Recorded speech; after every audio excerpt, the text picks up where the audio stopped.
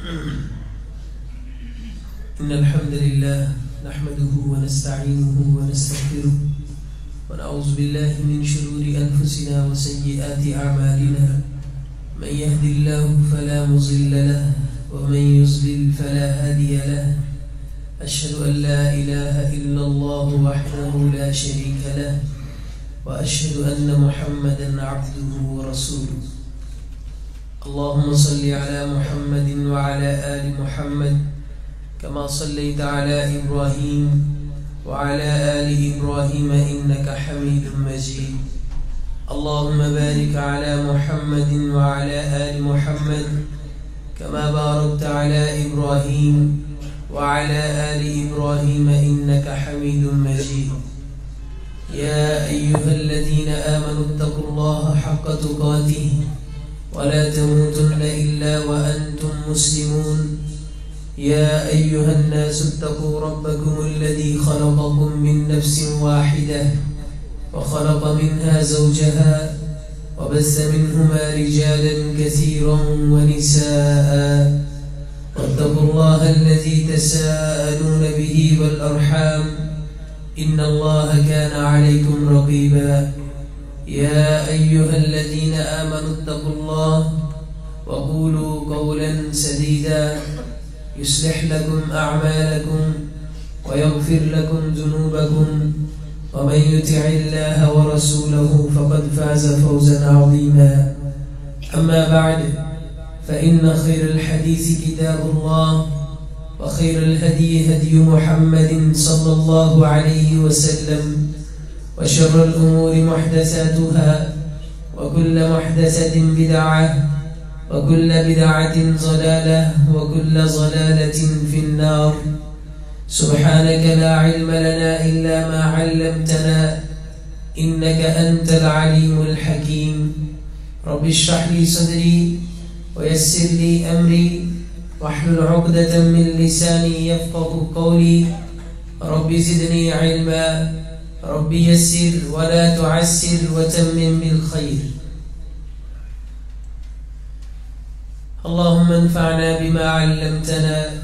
وعلمنا ما ينفعنا وزدنا علما اللهم إنا نسألك علما نافعا وعملا متقبلا ورزقا حلالا واسعا طيبا أعوذ بالله السميع العليم من الشيطان الرجيم بسم الله الرحمن الرحيم وهو الذي خلق من الماء بشرا فجعله نسبا وصهرا وكان ربك قديرا صدق الله العظيم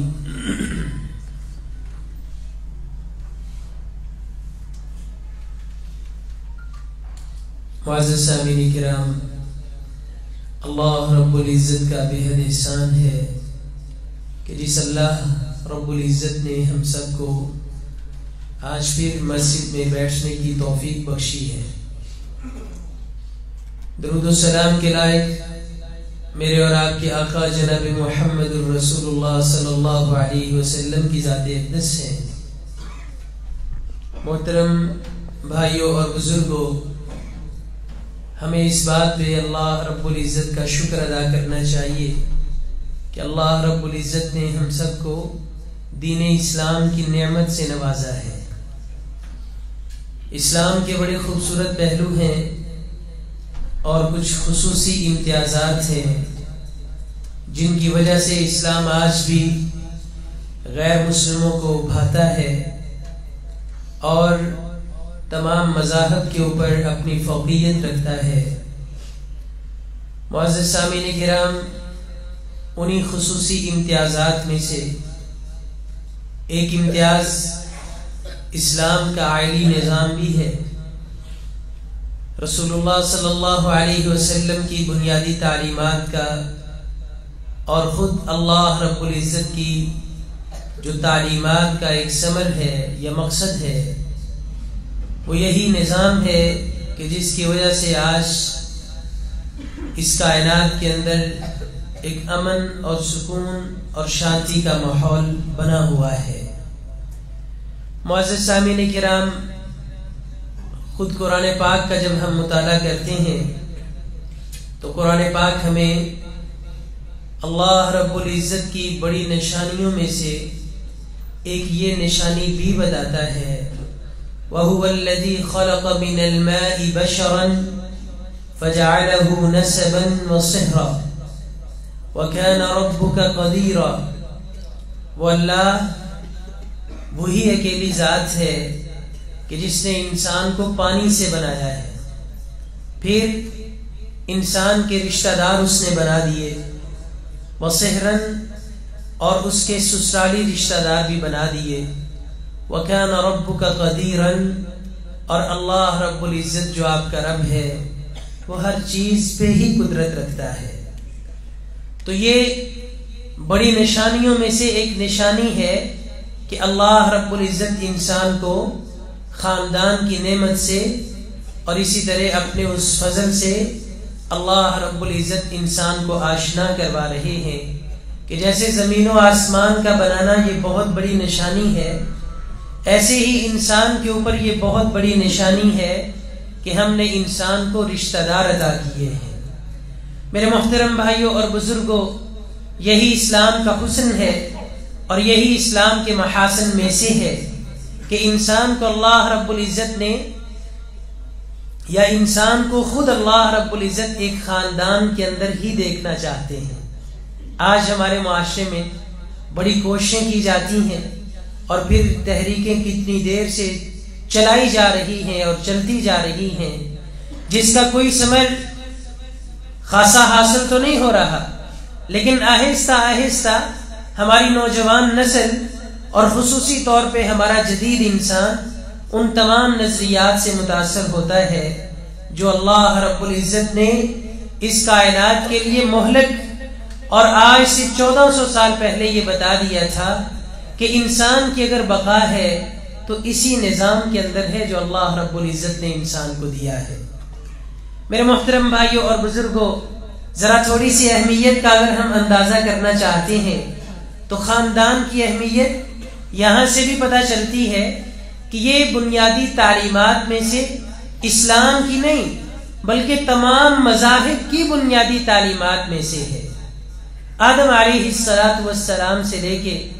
نبی کریم علیہ السلام تک جتنے انبیاء آتے رہے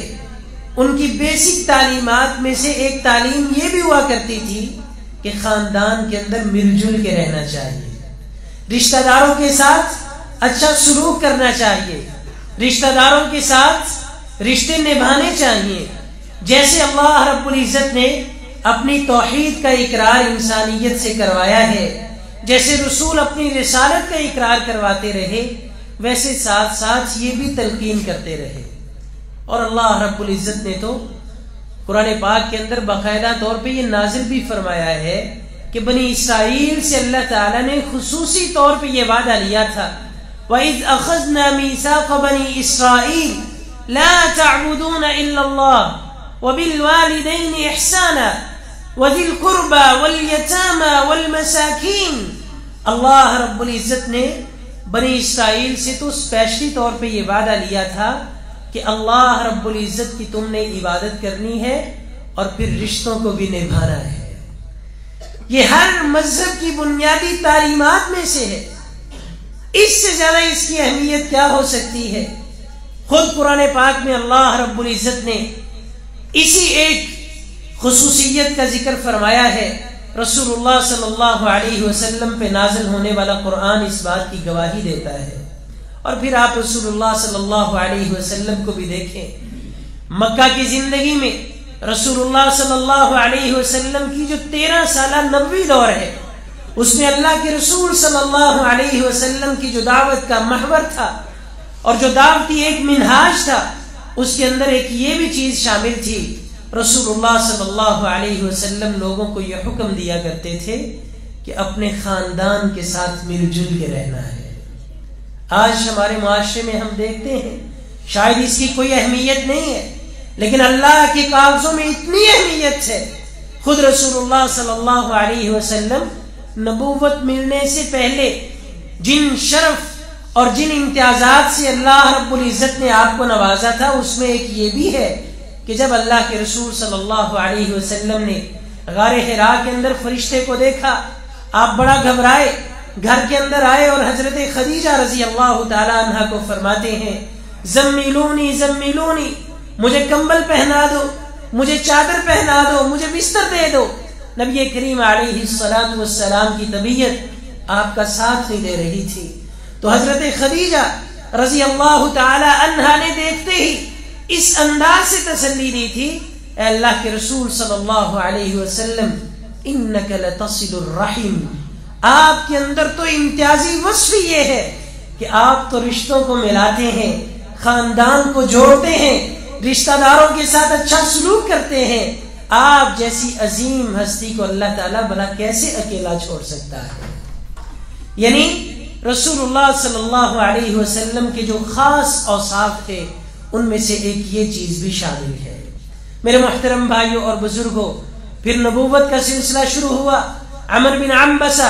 رضی اللہ تعالی عنہ بیان کرتے ہیں کہ میں رسول اللہ صلی اللہ علیہ وسلم کے پاس مکہ کے اندر آیا، جاہلیت کے اندر میں سوچا کرتا تھا کہ یہ جو لوگ بت پرستی کرتے ہیں یہ اچھا کام نہیں ہے، آج عرب کے اندر کوئی دین باقی نہیں بچا ہے، پریشان بھی ہوتا تھا کہ اب کیا بنے گا اس قوم کا جنہوں نے اپنے پاس سے ہی بتوں کو تراش لیا ہے۔ عمر بن عنبسہ رضی اللہ تعالیٰ عنہ فرماتے ہیں مجھے کچھ دنوں بعد یہ پتا چلا کہ مکہ کے اندر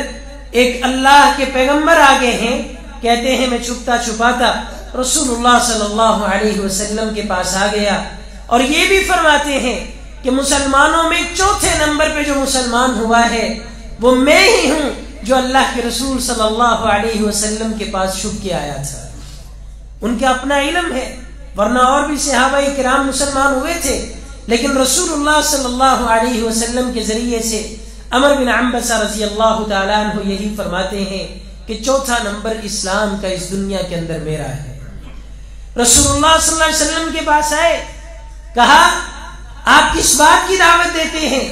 اور آپ کون ہیں؟ تعارف پوچھا۔ رسول اللہ صلی اللہ علیہ وسلم فرماتے ہیں میں اللہ کا نبی ہوں۔ حضرت عمر بن عنبسہ فرماتے ہیں وما نبی، نبی کون ہوتا ہے؟ مجھے نہیں پتا نبی کیا ہوتا ہے۔ رسول اللہ صلی اللہ علیہ وسلم فرماتے ہیں ارسلنی اللہ، مجھے اللہ تعالیٰ نے نبوت سے سرفراز کیا ہے، اللہ نے پیغامات دے کے بھیجا ہے۔ عمر بن عنبسہ رضی اللہ تعالیٰ عنہ فرماتے ہیں اے پیارے حبیب پھر مجھے بھی بتائیے کہ اللہ نے آپ کو کیا پیغام دیا ہے؟ رسول اللہ صلی اللہ علیہ وسلم فرماتے ہیں اللہ رب العزت نے ارسلنی بصلۃ الارحام، مجھے اللہ رب العزت نے رشتوں کو ملانے کا حکم دیا ہے اور یہی پیغام دے کے بھیجا ہے۔ یعنی نبوت کے بعد بھی اسلام کی جو بیسک تعلیمات ہیں، اللہ رب العزت کی وحدانیت اور رسول اللہ صلی اللہ علیہ وسلم کی رسالت کے اقرار کے بعد سب سے بیسک تعلیم یہی ہے کہ انسان خاندان کے ساتھ مل جل کے رہے، اکیلا نہ رہے۔ یہ انسان کی بنیادی ضرورت بھی ہے۔ یہ تو مذہبی تعلیمات تھی۔ رسول اللہ صلی اللہ علیہ وسلم مدینہ کے اندر تشریف لے گئے، 13 سالہ مکی دور گزرا۔ جب مدینہ کے اندر تشریف لے کے گئے تو یہودیوں کے ایک بہت ہی زیادہ کوالیفائڈ انسان عبداللہ ابن سلام رضی اللہ تعالی عنہ رسول اللہ صلی اللہ علیہ وسلم کے بارے میں سن چکے تھے کہ آپ صلی اللہ علیہ وسلم تشریف لا رہے ہیں۔ مدینہ کے اندر انتظار تھا، مسلمان بہت ہی شدت کے ساتھ انتظار کر رہے تھے کہ ہمارے آقا ہمارے پاس تشریف لا رہے ہیں۔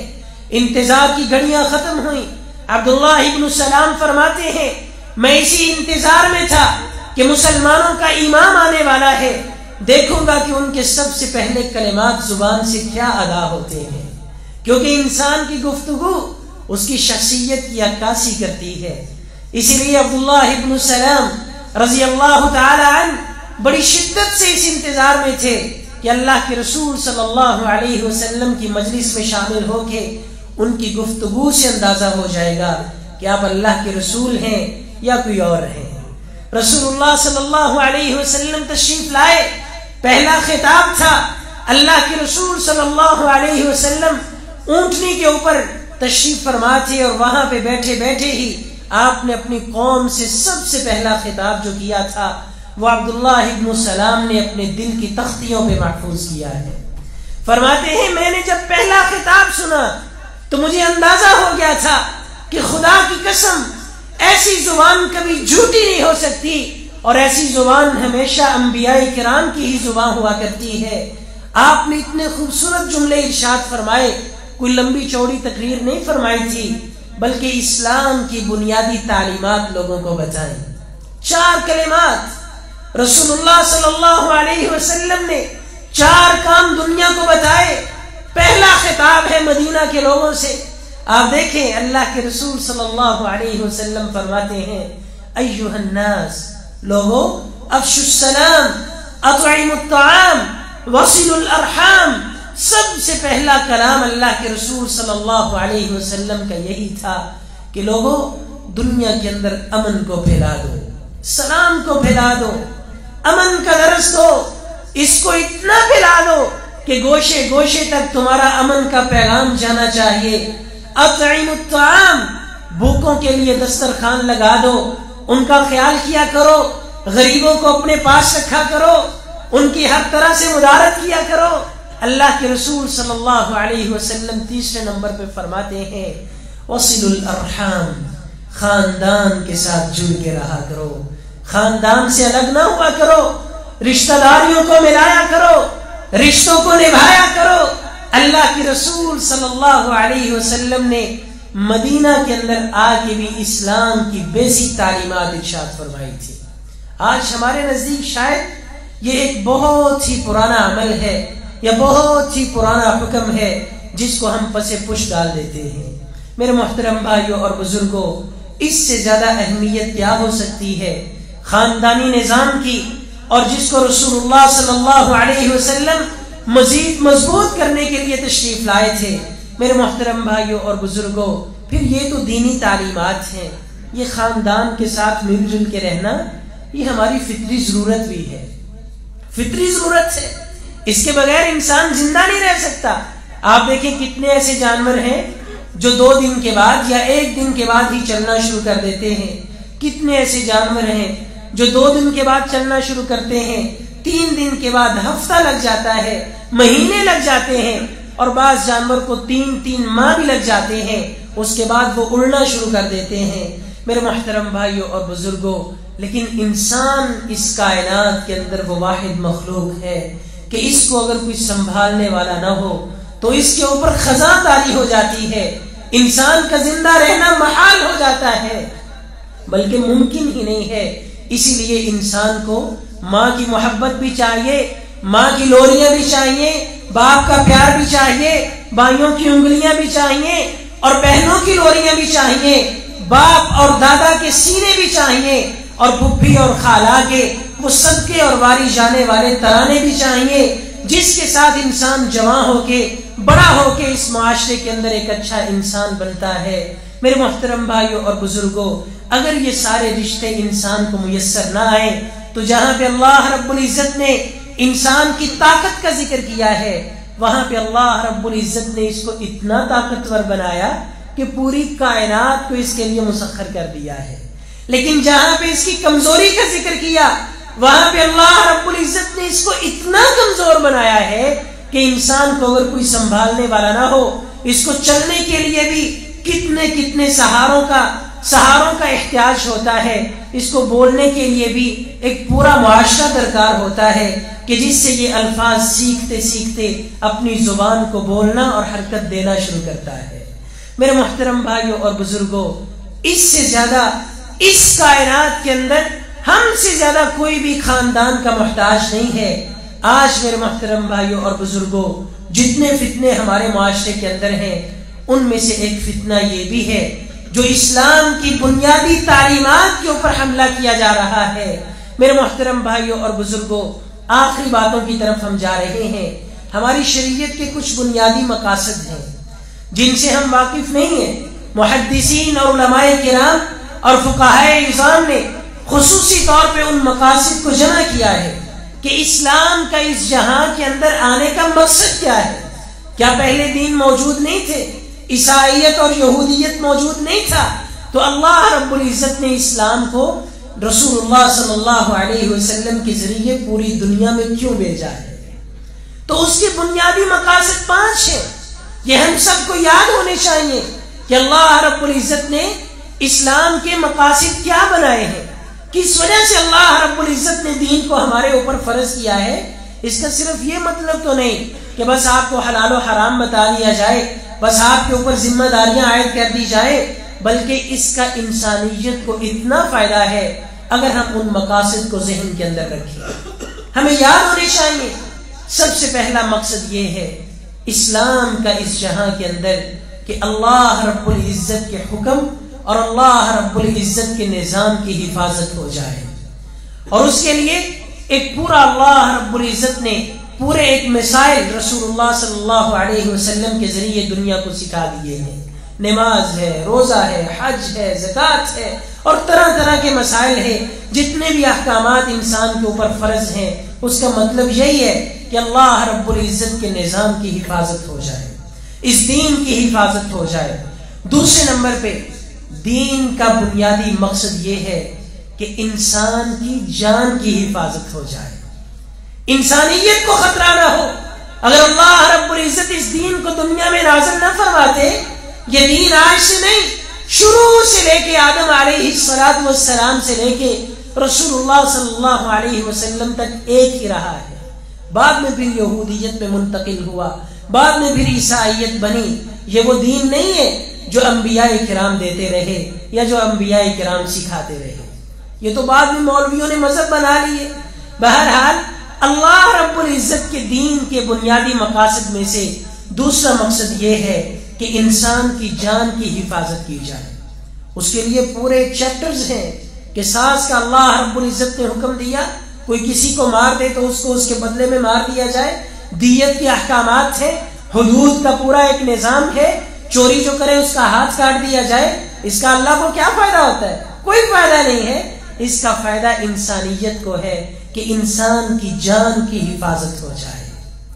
تیسرا مقصد، ہماری شریعت کا تیسرا بنیادی مقصد یہ ہے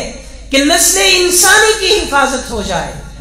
اگر اللہ رب العزت کی جانب سے یہ احکامات نہ ہوتے، نکاح کے، طلاق کے اور دوسرے تیسرے جتنے مسائل ہیں، پورے چیپٹرز ہیں حدیث کی کتابوں کے اندر اور قرآن پاک کے اندر، تو اللہ رب العزت نے تفصیل کے ساتھ اس چیپٹر کو بیان کیا ہے تاکہ نسل انسانی کی حفاظت ہو جائے. میرے محترم بھائیوں اور بزرگوں، چوتھے نمبر پہ اللہ رب العزت، چوتھے نمبر پہ جو اس شریعت کا مقصد ہے جو اللہ رب العزت نے ہم کو عطا کی ہے وہ یہ ہے کہ انسان کے مال کی حفاظت ہو جائے. یہ اللہ رب العزت نے کچھ مقاصد رکھے ہیں. ایسے نہیں کہ اللہ رب العزت نے انسانوں کے اوپر اس دین کو لاگو کر دیا ہے. تو میرے محترم بھائیوں اور بزرگوں، پانچواں مقصد یہ ہے کہ انسانیت کی عقل کی بھی حفاظت ہو جائے. اسی وجہ سے اللہ رب العزت نے شراب کو اور منشیات جیسے جتنے بھی انداز ہیں وہ سارے کے سارے حرام کر دیے ہیں تاکہ انسان ایک صحیح اور دانا بن کے، عقل مند بن کے زندگی بسر کرتا رہے اور اللہ رب العزت کی نعمتوں سے فائدہ اٹھاتا رہے. میرے محترم بھائیوں اور بزرگوں، یہ انسان کے اللہ رب العزت نے جو دین فرض کیا ہے اس کے بنیادی مقاصد ہیں. ہمیں یہ یاد رکھنے چاہیے. خاندان یہ دوسرے نمبر پہ آتا ہے. اگر اللہ رب العزت کے حکم نہ دیتے پھر اس کی اتنی برکات ہیں انسان کی زندگی کے اندر کہ آپ دیکھیں آج ہمارے معاشرے کے اندر اس کو معمولی سمجھا جاتا ہے. رسول اللہ صلی اللہ علیہ وسلم نے فرمایا، من احب ان يبسط له في رزقه وينسأ له في اثره فليصل رحمه. سب سے بڑی برکت انسان کو زندگی کے اندر یہ ملتی ہے جو بندہ رشتوں کو نبھاتا ہے، خاندان کے ساتھ جڑ کے رہتا ہے، رشتہ داریوں کے حقوق ادا کرتا ہے اور رشتہ داروں کے ساتھ مل جل کے رہتا ہے. اتنی اس کو برکت زندگی میں نصیب ہوتی ہے. ایک تو اللہ رب العزت اس کی عمر کو بڑھا دیتے ہیں اور دوسرے نمبر پہ اس کے رزق کے اندر اللہ تعالیٰ اضافہ فرما دیتے ہیں. یہ میری بات ہو اور اتفاق سے خاندان کے ٹوٹنے کی بھی یہی دو وجہ ہیں. یا تو ہم پیسہ خرچ کرنے سے ڈرتے ہیں، کوئی بیمار ہے یا کسی کے گھر اس وجہ سے نہیں جاتے، یا بھائیوں سے تعلق ہمارے اس وجہ سے ٹوٹتے ہیں، وراثت کا حق مارا ہوا ہے، کسی کا حق مارا ہوا ہے، کسی کا کیسے حق مارا ہوا ہے، یعنی پیسے کی وجہ سے ہمارا خاندان ٹوٹ پھوٹ کا شکار ہو جاتا ہے، یا دوسرے نمبر پہ وقت ہم نہیں دے پاتے، رشتہ داروں کے پاس ہم جاتے نہیں ہیں، تو یہی دو چیزیں خاندان کو توڑ دیتی ہیں. اور اگر یہی دو چیزیں انسان خاندان کے اندر صرف کرنا شروع کر دے تو اللہ کے رسول صلی اللہ علیہ وسلم کا سچا فرمان ہے، من احب ان یبسط له فی رزقی، جو بندہ یہ پسند کرتا ہے کہ اس کے رزق کو اللہ تعالیٰ بڑھا دے، پھر اسے چاہیے کہ وہ سب سے زیادہ اپنا رزق خاندان کے اندر خرچ کرے. فلیصل رحمہ، خاندان کے ساتھ صلہ رحمی کرے. قرآن پاک میں اللہ رب العزت نے جہاں بھی خرچ کرنے کے مواقع بتائے ہیں وہاں پہ اللہ رب العزت نے سب سے پہلے جن کا ذکر کیا ہے وہ انسان کے اپنے رشتہ دار ہیں، انسان کا خاندان ہے، کہ سب سے زیادہ ان پہ صدقہ کرنا چاہیے، سب سے زیادہ اپنے مال کی تجوریاں اور مال کے منہ اور بینک بیلنس ان کے لیے ہونے چاہیے، آپ ان کی ہمیشہ فکر میں رہیں. اور اس کے ساتھ ساتھ انسان کی زندگی کے اندر اللہ رب العزت بڑی برکت ڈالتے ہیں. یہ رسول اللہ صلی اللہ علیہ وسلم کا سچا فرمان ہے. پھر انسان کا ایمان بہت بڑھتا ہے، ایمان کے اندر برکت پیدا ہو جاتی ہے. رسول اللہ صلی اللہ علیہ وسلم نے فرمایا، من کان یؤمن باللہ والیوم الآخر فلیصل رحمہ، جو بندہ اللہ اور آخرت کے دن پہ ایمان رکھتا ہے اسے چاہیے کہ وہ اپنے رشتہ داروں کے ساتھ مل جل کے رہے، جتنا بھی کچھ ہو جائے. آج چھوٹی چھوٹی بات کے اوپر ہم دیکھتے ہیں کہ سب سے بڑا حملہ ہم اپنے ہی خاندان کے اوپر کرتے ہیں. جو سگے بھائی ہوتے ہیں تھوڑی دیر کے بعد یا تھوڑے ہی عرصے کے بعد وہی سب سے بڑے شریک بن جاتے ہیں. یہ ہم نے پتہ نہیں کہاں سے لفظ سیکھ لیے ہیں. رسول اللہ صلی اللہ علیہ وسلم تو فرماتے ہیں جس کا اللہ پہ ایمان ہے اور آخرت کے دن پہ ایمان ہے اسے چاہیے کہ وہ ساری زندگی رشتہ داروں سے اچھا سلوک کرتا رہے. اس کی برکت یہ ہے کہ انسان کے اپنے ایمان کے اندر مضبوطی آتی ہے. اگر آپ کے ساتھ کوئی برا بھی کر رہا ہے تو اس کا یہ مطلب نہیں کہ آپ اس کو توڑ دیں. رسول اللہ صلی اللہ علیہ وسلم کی حدیث سنا کے ہم اپنی بات کو ختم کرتے ہیں. کفار مکہ نے آپ کو کتنا تنگ کیا، وہ آپ کے عزیز تھے، رشتہ دار تھے. اللہ کے رسول صلی اللہ علیہ وسلم ان کو سمجھانے کے بعد فرماتے ہیں ٹھیک ہے اگر آپ میری بات نہیں مانتے تو کوئی بات نہیں، لیکن ایک بات یاد رکھو، میں جو اپنا رشتہ داری کا حق ہے میں مرتے دم تک تم سے نبھاتا رہوں گا. کوئی ایسی محفل، کوئی ایسا خوشی کا موقع، کوئی ایسا غمی کا موقع میں نہیں چھوڑوں گا کہ تم نے میرے ساتھ ظلم کیا ہے. رسول اللہ صلی اللہ علیہ وسلم کے یہ وہ جملے آج بھی احادیث کے اندر موجود ہیں کہ اتنا ظلم و ستم کرنے والے سگے چچا اور سگے رشتہ دار اللہ کے رسول صلی اللہ علیہ وسلم ان کو بھی فرما رہے ہیں کہ میرا جو رشتے کا حق تمہارے ساتھ اللہ نے بنا دیا ہے میں اس کو ساری زندگی نبھاتا رہوں گا. اور پھر آپ نے نبھا کے دکھایا. رسول اللہ صلی اللہ علیہ وسلم کی کتنی احادیث اور آپ کی کتنی سنتیں، کتنے خوبصورت پیغام اللہ کے رسول صلی اللہ علیہ وسلم کے ہمیں ملتے ہیں. میرے محترم بھائیوں اور بزرگوں، اللہ رب العزت سے ہم یہی دعا کرتے ہیں کہ اللہ رب العزت ہم سب کو اسلام کی یہ جو بنیادی مقاصد ہیں اور یہ جو بنیادی تعلیمات ہیں ان کو سمجھنے کی توفیق عطا فرما دے. اس کی بہت زیادہ اسلام کے اندر اہمیت ہے کہ انسان خاندان کے ساتھ مل جل کے رہے، رشتہ داروں کے ساتھ مل جل کے رہے، ایک دوسرے کو معاف کرتا رہے اور رشتہ داریوں کو اینڈ تک نبھاتا رہے، مرتے دم تک ان کا احساس کرتا رہے. یہ اللہ رب العزت ہر ایک انسان سے اور خصوصی طور پہ مسلمان سے یہ چاہتے ہیں، کیونکہ توحید اور رسالت کے بعد سب سے بڑا فریضہ انسان کے اوپر یہی ہے کہ انسان اپنے خاندان کے ساتھ مل جل کے رہے. اقول قولی ھذا وآخر دعوانا ان الحمد للہ رب العالمین.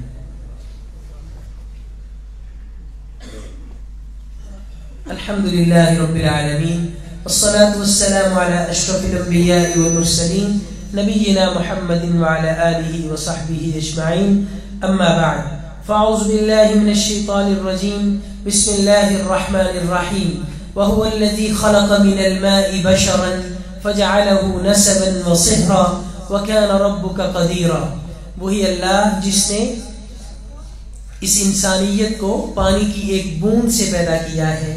اور پھر اللہ رب العزت نے اس کو بڑا کیا اور اس کے رشتہ دار بنا دیے، پھر مزید بڑا ہوا تو اللہ رب العزت نے اس کے رشتوں کے اندر اور اضافہ کر دیا اور اس کو سسرالی رشتہ دار عطا کر دیے. یعنی یہ اللہ رب العزت کا انسان کے اوپر بہت ہی بڑا احسان ہے جس کو اللہ رب العزت سورۃ الفرقان کے اندر نازل فرما کے انسان کو یاد کرواتے ہیں. تو میرے محترم بھائیوں اور بزرگوں، ہمیں چاہیے ہم سارے کے سارے اپنے رشتہ داروں کے ساتھ اچھا سلوک کریں، کیونکہ اگر کوئی بندہ ایسا کام نہیں کرتا، رشتہ داروں سے اچھا سلوک نہیں کرتا، تو جیسے اس کا ثواب بہت زیادہ ہے، اس کی اہمیت بہت زیادہ ہے، ویسے اس کا گناہ بھی اس قدر ہے کہ رسول اللہ صلی اللہ علیہ وسلم کی تعلیمات سے اکبر الکبائر، کبیرہ گناہوں میں سے سب سے بڑے گناہوں کا رسول اللہ صلی اللہ علیہ وسلم نے جب ذکر کیا تھا تو اس کے اندر ایک یہ بھی تھا کہ جو بندہ اپنے خاندان سے قطع تعلقی کرتا ہے، وہ رسول اللہ صلی اللہ علیہ وسلم نے فرمایا کہ ایسے انسان کو اللہ رب العزت اس قدر گناہ عطا کرتے ہیں اور اس قدر اس پہ اللہ رب العزت ناراض ہوتے ہیں جیسے اللہ کے ساتھ شرک کیا جاتا ہے. اسی حدیث کے اندر ہی رسول اللہ صلی اللہ علیہ وسلم نے اس کو سیکنڈ نمبر پہ ذکر کیا تھا. تو میرے محترم بھائیوں اور بزرگوں، ہمیں چاہیے ہم اس اہمیت کو سمجھیں، اور آئے دن ہمارے معاشرے کے اندر اس طرح کے مسائل پیدا ہوتے رہتے ہیں اور بھائیوں کی طرف سے بھی ایسی باتیں آتی رہتی ہیں. تو اس کے لیے آپ اس اہمیت کو اپنے ذہن کے اندر رکھیں کہ اسلام کا بنیادی مقصد بھی یہی ہے اور بنیادی تعلیم بھی یہی ہے کہ یہ